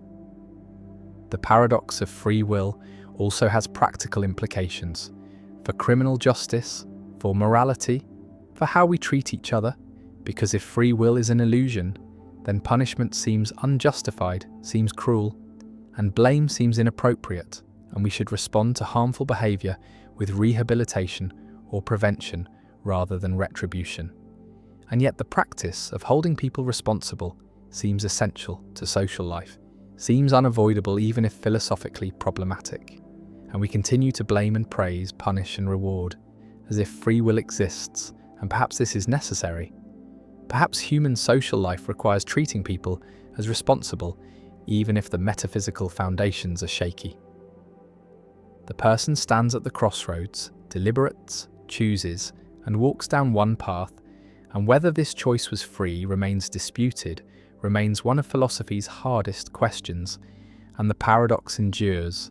Free will seems both essential and impossible, both real and illusory, and the tension between these perspectives remains unresolved, and perhaps the tension is permanent, is a feature of human existence that cannot be eliminated, that we must live with the subjective feeling of freedom while recognizing the objective reality of causation, and the paradox of free will persists as a permanent puzzle about human agency, about responsibility, about whether we are authors of our actions or merely characters in a predetermined story. And the question remains open, continues to generate debate, continues to matter for ethics and law and self-understanding. And the crossroads remains, the paths diverge, the choice is made, and whether it was truly free remains one of philosophy's deepest and most enduring questions. The paradox of the ravens, yet another formulation of Hempel's problem. The paradox appears under multiple names because different philosophers have formulated it independently or emphasized different aspects. And the paradox of the ravens is essentially identical to the paradox of confirmation and to the raven paradox, all referring to Hempel's discovery that observing non-black non-ravens logically confirms the hypothesis that all ravens are black. And this formulation emphasizes the ravens themselves, emphasizes that the hypothesis is about a specific class of objects, ravens, and yet evidence can come from observing completely different objects, apples and shoes and clouds, and the paradoxical nature lies in this disconnect between what the hypothesis is about and what confirms it, between the subject matter and the evidence, and calling it the paradox of the ravens highlights this strange relationship, makes explicit that ravens are the subject of the hypothesis, but need not be the subject of confirming observations. The multiplicity of names reflects the paradox's importance, its centrality to philosophy of science, because a problem this fundamental is rediscovered repeatedly, is approached from different angles, and each formulation brings slightly different emphasis, highlights different aspects of the puzzle, and some formulations focus on confirmation theory, on the formal logic of evidence, while others focus on scientific practice, on what scientists actually do when testing hypotheses, and still others focus on intuitions, on the clash between logical conclusions and common sense judgments. And all these perspectives are valuable, all contribute to understanding the paradox, and the proliferation of names is a sign of the paradox's richness, its ability to raise questions at multiple levels, from technical issues in confirmation theory to broad questions about scientific method. The paradox also connects to debates about Bayesian versus frequentist approaches to statistics and inference, because Bayesians have a ready answer to the paradox, can explain using Bayes' theorem why red apples confirm that all ravens are black, but provide only negligible confirmation, while frequentists struggle more, find it harder to explain the asymmetry between observing ravens and observing non-ravens.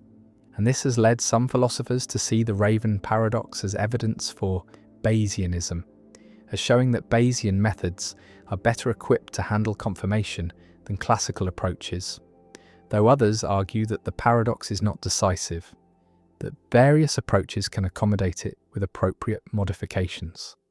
The paradox remains a standard topic in philosophy curricula, a problem that every student encounters. And despite its age, despite being formulated in the 1940s, it continues to generate discussion, continues to appear in new papers and books, because it is simple enough to explain quickly, deep enough to sustain extended analysis, and challenging enough that no solution is universally accepted. And this combination makes it pedagogically valuable and philosophically important, a paradox that serves both as an introduction to philosophy of science and as a topic for advanced research. The ravens circle overhead, black against the sky, and each sighting confirms what we already believed, that ravens are black, and elsewhere apples sit in bowls, red and green and yellow, and logic says these two are evidence about ravens, and the paradox persists, a permanent feature of confirmation theory, a problem that every account of scientific reasoning must address. And the paradox endures under its many names, always the same underlying puzzle, always the same challenge to explain how evidence works, what confirms hypotheses, and why common sense and formal logic sometimes diverge. And the paradox of the ravens remains, waiting for each new generation of philosophers to confront it, to propose solutions, to argue about confirmation, and to recognize that even basic concepts in science conceal philosophical depths that resist easy resolution. The phantom limb. Paradox: why missing body parts still feel present. A soldier loses an arm in combat. The limb is amputated, no longer exists, no longer is connected to the body, and yet the soldier feels the arm, feels it present, feels sensations in fingers that are not there, feels the arm moving, feels it itching, feels pain in the missing hand. And this sensation is vivid, is compelling, is indistinguishable from sensations in real limbs. And this is the phantom limb phenomenon experienced by the vast majority of amputees, where missing body parts continue to be felt, continue to be represented in consciousness. And the paradox is that the brain maintains a representation of a limb that no longer exists, continues to generate sensations attributed to that limb, continues to include it in the body schema, despite clear evidence from vision and from direct inspection that the limb is absent. And this persistence reveals something deep about how the brain constructs body representations, shows that body schemas are not simply reflections of current physical structure, but are neural constructs that can outlive the body parts they represent. And phantom limbs demonstrate that the sense of embodiment is generated centrally, is maintained by brain processes that do not require peripheral input. And the phenomenon raises questions about the relationship between body and brain, about how sensations are localized, about what it means for a body part to be yours when that part no longer exists. Imagine the experience from the inside. You lost your hand months ago. The physical hand is gone, and yet you feel it. Feel the fingers, can feel yourself making a fist, opening the hand, moving fingers that are not there.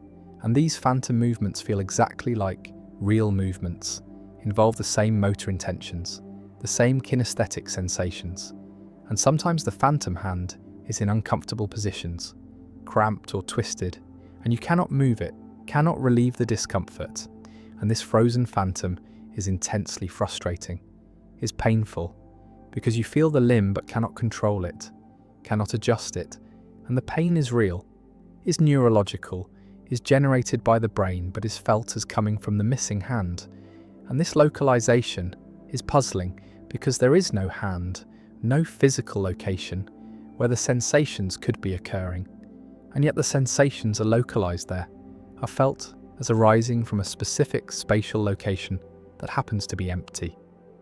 The phantom limb phenomenon reveals that body representations are maintained in the somatosensory cortex, in the motor cortex, in the parietal lobe, and these representations do not simply disappear when a limb is removed, do not automatically update to reflect the new body configuration, and instead the neural circuitry that represented the limb continues to be active, continues to generate activity patterns that are interpreted as sensations in the missing limb, and this persistent activity is what creates phantom sensations, is what maintains the feeling of presence and understanding. This has led to treatments, has led to therapies that attempt to reorganize the somatosensory cortex to reduce phantom pain by providing feedback that the limb is gone, and mirror therapy, where amputees use mirrors to create the visual illusion that the missing limb is present, has proven effective, helps reduce pain and unfreeze frozen phantoms by providing visual feedback that allows the brain to update its body representation.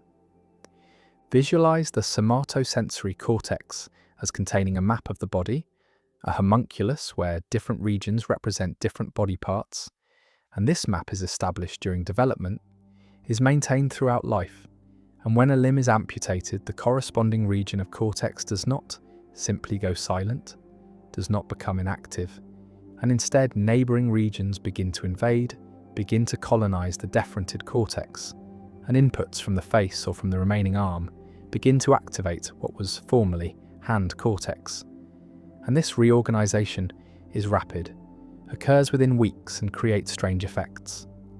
Touching the face can produce sensations in the phantom hand, stroking the cheek can feel like stroking the missing fingers, and this shows that the cortical representation has been invaded, that face inputs now activate hand cortex, and the sensations are still localized to the phantom because the activity occurs in hand cortex, and the brain interprets activity in hand cortex as indicating sensations in the hand regardless of the actual source of the activity.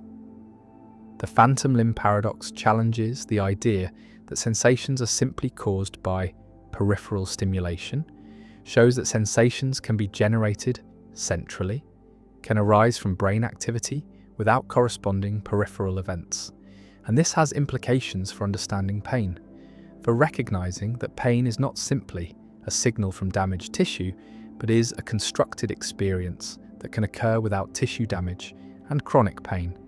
Phantom pain, neuropathic pain are all examples of centrally generated sensations, are pains that arise from neural processes rather than from peripheral injury, and understanding phantom limbs helps understand these pain conditions, helps develop treatments that target the central nervous system rather than the periphery.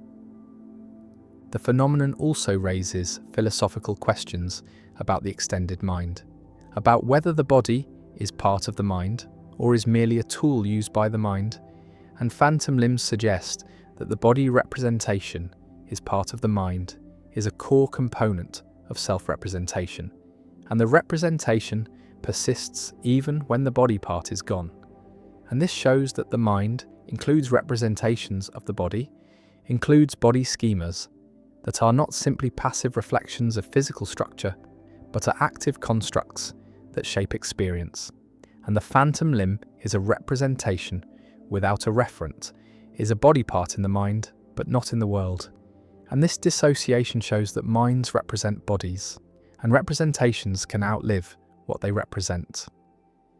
One variant of phantom limbs occurs in congenital amputees, people born without limbs, and some congenitally limbless individuals report phantom limbs, report feeling limbs they never had.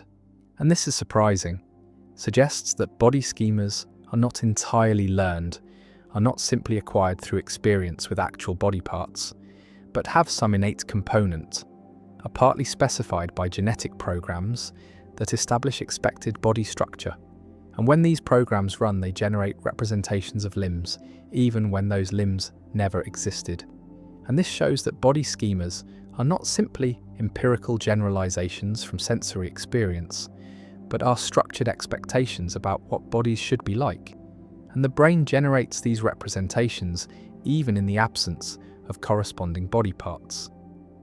Another implication concerns prosthetics, because if phantom limbs persist, if amputees continue to feel missing limbs, then prosthetics should be designed to interface with these phantom sensations, should provide feedback that is integrated with the phantom, and neuroprosthetics that read motor intentions from the brain or from remaining nerves can be controlled by the phantom, can allow amputees to move prosthetic limbs by moving their phantom limbs.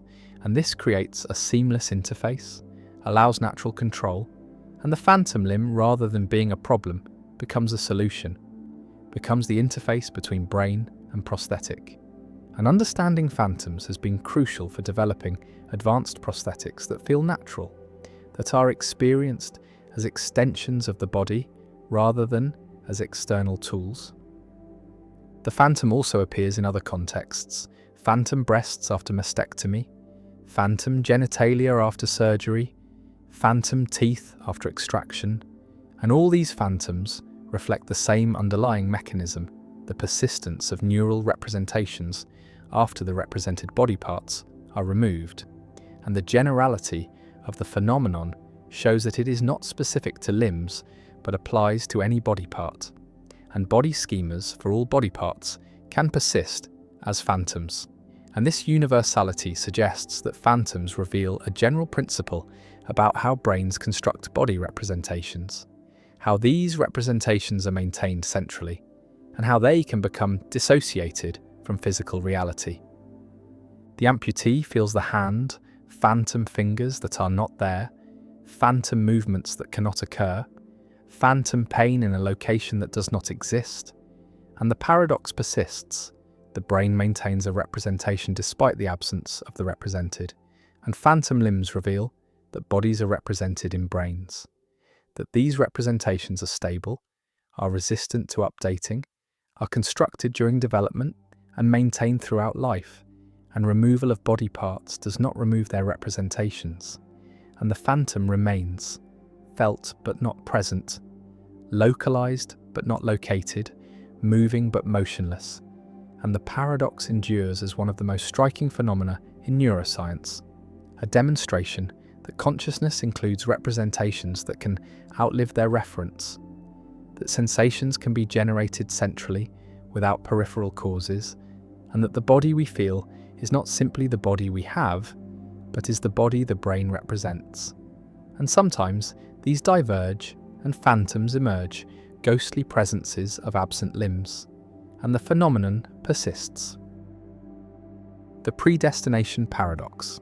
Time folds back on itself in strange ways, and among the strangest is the predestination paradox, a loop where an event in the past is caused by an event in the future, which is in turn caused by the past event, creating a circle of causation with no clear beginning. And yet, unlike other time travel paradoxes, this one involves no contradiction, only an unsettling sense that something is wrong with the very fabric of cause and effect. Imagine a historian who discovers an ancient artifact in a museum, a device whose origins are mysterious and unknown, and the historian becomes obsessed with understanding where it came from. And after years of research, they finally build a time machine and travel back to the era when the artifact should have been created. But upon arriving, they find no trace of it. No one has ever seen or heard of such a device. And in frustration, the historian accidentally leaves their own artifact behind in the past, where it is eventually discovered and placed in a museum, the very museum where the historian first found it centuries later. The artifact has no origin. It was never created. It simply exists in a loop, passed from future to past and back again, and the timeline is perfectly consistent. Every event follows logically from every other event. There is no contradiction, no paradox in the classical sense, and yet the mind recoils because it seems that something must have created the artifact, that objects do not simply exist without being made. The predestination paradox is closely related to the bootstrap paradox, but it emphasizes a different aspect of the problem, the idea that events can be predetermined by time travel, that the past is fixed not because of physical laws, but because travelers from the future have already shaped it, and any attempt to change history is doomed to fail because the changes have already happened. They are already part of the timeline. Consider a time traveler who learns of a great disaster and travels back to prevent it, but every action they take to stop the disaster instead contributes to causing it. Their warnings are misunderstood, their interventions backfire, and in the end, the disaster occurs exactly as history recorded. Because the time traveller was always part of that history. Their presence was always woven into the events, and there was never any other possible outcome. This raises profound questions about free will and determinism, because if time travel is possible, and the timeline is self-consistent, then perhaps the future is already written, every choice already made, every action already determined, and the feeling of free will is an illusion, a sensation that accompanies actions that were always going to happen, that could never have happened any other way.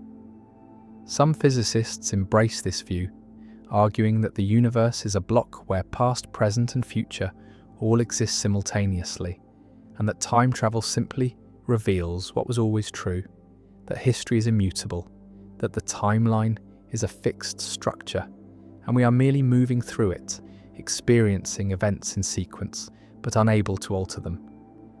Others find this vision disturbing, a denial of agency, a suggestion that nothing we do matters, because it has all already been decided, and they seek alternatives. Perhaps in the many worlds interpretation, where every time travel event creates a new branch, or in models where time is more fluid and the past can genuinely be changed, though such models often struggle to avoid contradictions. The predestination paradox also appears in ancient mythology and philosophy, in the story of Oedipus, who tries to escape a prophecy but instead fulfills it through his very attempts to avoid it, in the idea of fate and destiny that pervades many cultures, the sense that some events are meant to be, that the future shapes the past as much as the past shapes the future.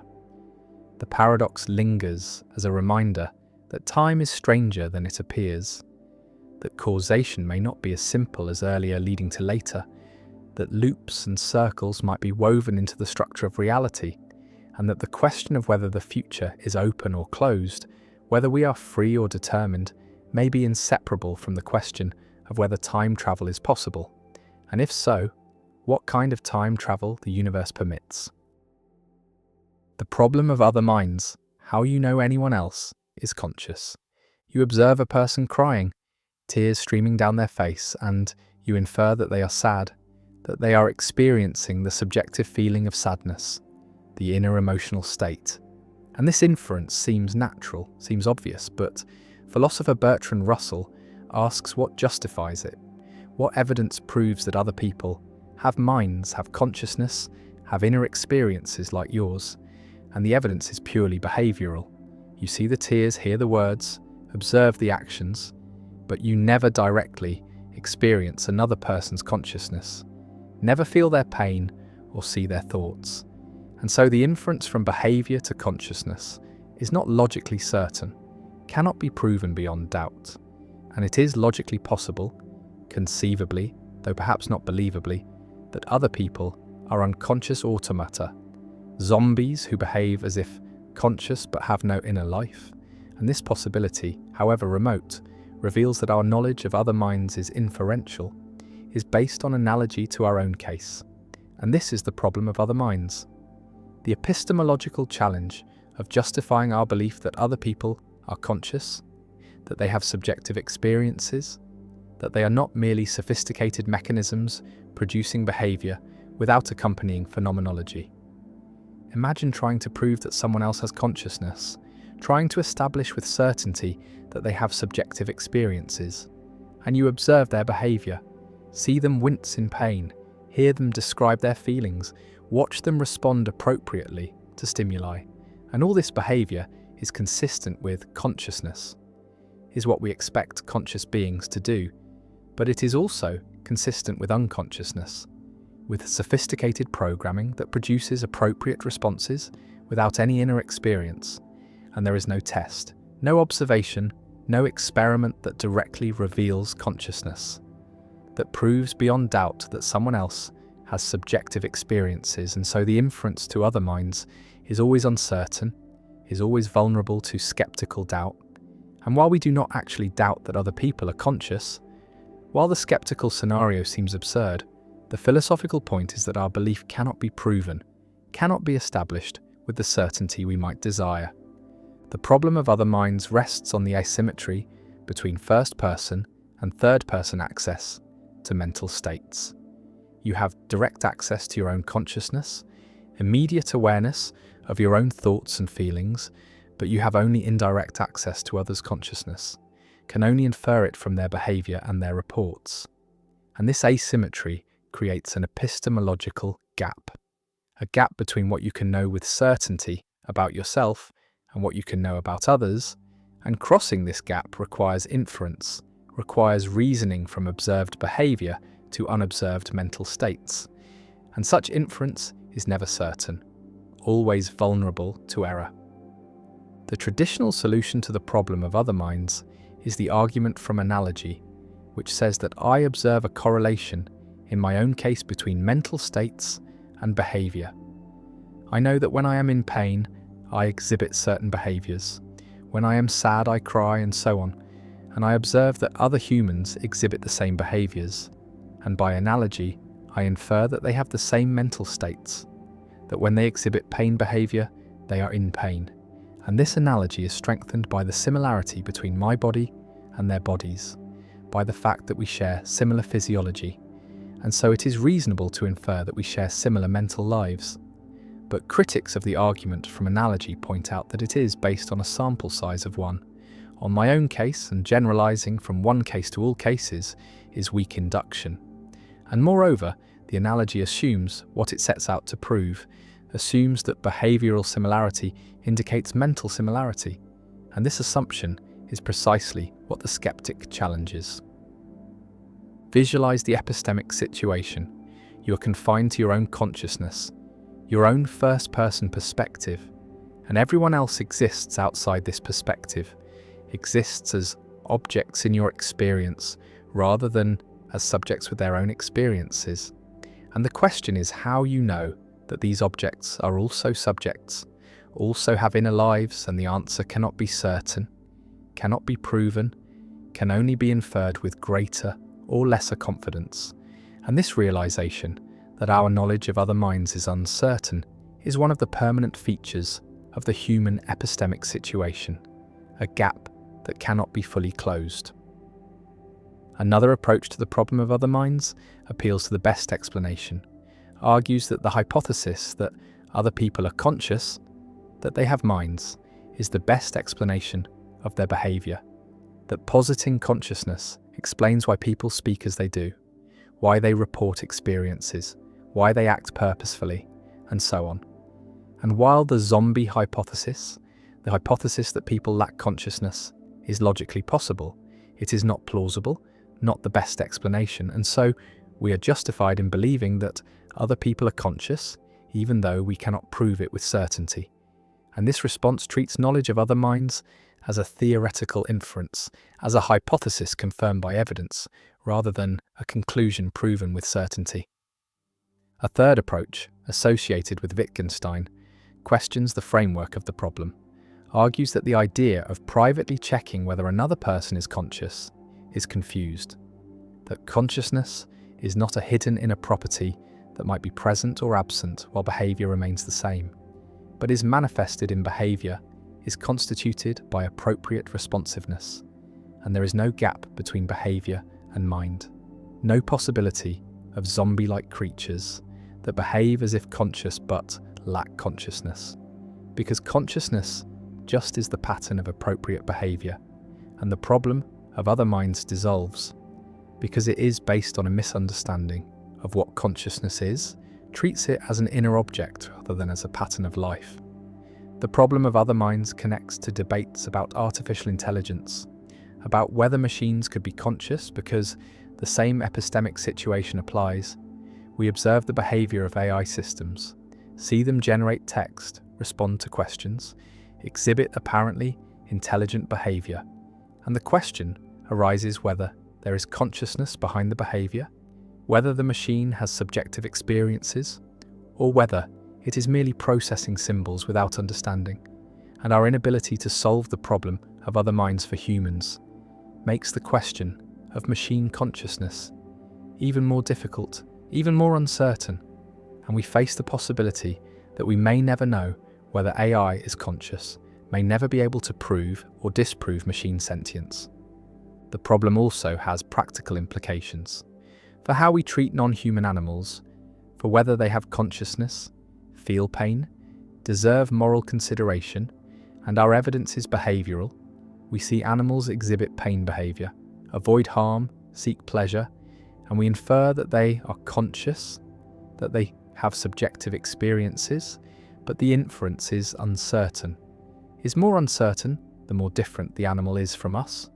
And the problem of other minds makes it difficult to establish definitively which animals are conscious, which can suffer, which deserve protection. You see the person crying, and you believe they are sad, and you comfort them, and the interaction proceeds as if their consciousness is real, as if their suffering matters. And practically, this is enough. Socially, this is how we function. But philosophically, the question remains, how do you know? How can you prove that they are not a sophisticated zombie, that there is really someone home behind the tears?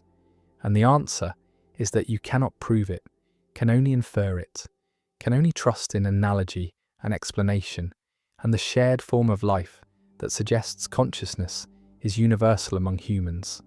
And the problem of other minds persists, not as a practical obstacle, but as a philosophical recognition of the limits of knowledge, the gap between self and other, between first-person certainty and third-person inference. And the problem endures as a permanent feature of epistemology, a reminder that some things cannot be known with certainty, that consciousness is private, that the inner life of another remains always partially hidden, always known only through the indirect evidence of behaviour and report. And the crying continues, and the inference to sadness continues, and life proceeds, and the problem remains, unsolved and perhaps unsolvable, a gap that defines the epistemic situation of embodied minds, trying to know other embodied minds, and the question persists, how do you know anyone else is conscious? And the honest answer is, you do not know with certainty. You only believe with confidence but without proof. And this uncertainty is part of what it means to be human, to be a conscious being among what you believe are other conscious beings, but can never know for certain. The Raven Paradox, another name for the same strange logic. The paradox stands at the intersection of logic and intuition, bearing multiple names but always presenting the same fundamental puzzle. And the Raven Paradox is simply another term for what Hempel called the paradox of confirmation, the same logical structure, the same counterintuitive conclusion that observing non-black non-ravens confirms the hypothesis that all ravens are black. And the paradox is named after ravens because this particular example, chosen somewhat arbitrarily, has become the standard formulation, the canonical case study in discussions of confirmation theory. And ravens serve as the perfect illustration, because the hypothesis all ravens are black is simple, clear, empirically testable, and the conclusion that red apples provide evidence for this hypothesis is maximally counterintuitive. And so the Raven Paradox persists as a permanent fixture in philosophy of science, a problem that every theory of confirmation must address, a test case that separates adequate theories from inadequate ones. The paradox reveals something deep about the nature of scientific reasoning, about how we move from observations to generalizations, from data to theories, and the lesson is that confirmation cannot be understood purely formally, cannot be reduced to logical rules applied mechanically, but requires judgment, requires taking into account background knowledge, context, relevance, and the structure of inquiry. And different philosophical traditions respond differently. Bayesians appeal to prior probabilities and degrees of belief. Falsificationists focus on potential refutation rather than positive confirmation. And pragmatists emphasize the goals and methods of actual scientific practice, and each approach offers tools for handling the paradox, for explaining why ravens matter, and apples do not despite the logical equivalence, and the paradox serves as a crucible, a test that theories of confirmation must pass. And many theories that seem plausible initially reveal inadequacies when confronted with the Raven paradox, fail to explain our intuitions, force counterintuitive conclusions, or require abandoning principles that seem essential to scientific reasoning. Visualize a scientist designing an experiment to test whether all ravens are black, and the scientist must decide what to observe, where to look, what data to collect, and the obvious choice is to find ravens and check their colour, to go where ravens live and observe them systematically. And no scientist would waste time observing apples or examining non-ravens, not because such observations are irrelevant in principle, but because they are inefficient, provide so little information relative to the effort required that they're not worth doing. And this practical irrelevance, this decision based on efficiency rather than logic, is what our intuitions track. And the paradox arises from confusing practical irrelevance with logical irrelevance, from thinking that because we should not observe apples in practice, apples must not provide confirmation in principle. And once we separate these two senses of relevance, the paradox loses some of its force, becomes less paradoxical, becomes a lesson about the difference between what logically confirms a hypothesis and what constitutes good scientific practice. The Raven paradox also illustrates the problem of GRU, the challenge of projectable predicates, because just as we face questions about what confirms hypotheses, we also face questions about which generalizations are legitimate, which patterns can be projected into the future. And these two problems are connected. Both involve understanding how observation relates to theory, how particular instances support general claims. And the Raven paradox is one manifestation of the broader problem of induction, the problem of justifying our inferences from observed to unobserved cases. And solving the Raven paradox completely would require solving the problem of induction, would require explaining how evidence works, how observation justifies belief. And this larger project remains incomplete, remains one of philosophy's central unsolved problems. The paradox endures because it is simple, because it uses everyday examples that everyone understands, ravens and apples and colours, and yet produces a conclusion that seems absurd, that violates common sense, and this combination makes it pedagogically powerful, makes it an excellent tool for teaching about confirmation and scientific method, for showing students that logic can lead to surprising places, that formal reasoning sometimes conflicts with intuition, and that philosophy of science is not obvious, not a matter of codifying what scientists already know, but involves genuine puzzles that require careful analysis to resolve. And the Raven paradox remains a standard topic in introductory courses, a problem that every student of philosophy of science encounters. And despite decades of discussion, despite hundreds of papers and books addressing it, the paradox retains its power to surprise, to challenge, to force recognition that confirmation is more subtle than it appears. The ravens fly, black against the sky, and somewhere a scientist notes another black raven, records it as confirming evidence, and elsewhere someone observes a red apple, and logic says this too is evidence about ravens. This too confirms the hypothesis, and the paradox persists, a challenge to our understanding of how evidence works. A puzzle that remains unsolved, not because no solutions have been proposed, but because every solution requires sacrificing some intuition, requires accepting some counterintuitive conclusion, or rejecting some seemingly obvious principle. And the paradox stands as a reminder that scientific method is not straightforward, that the relationship between theory and observation is complex, and that even basic questions about confirmation, about what counts as evidence, about how we learn from experience, remain philosophically problematic, and the Raven paradox endures.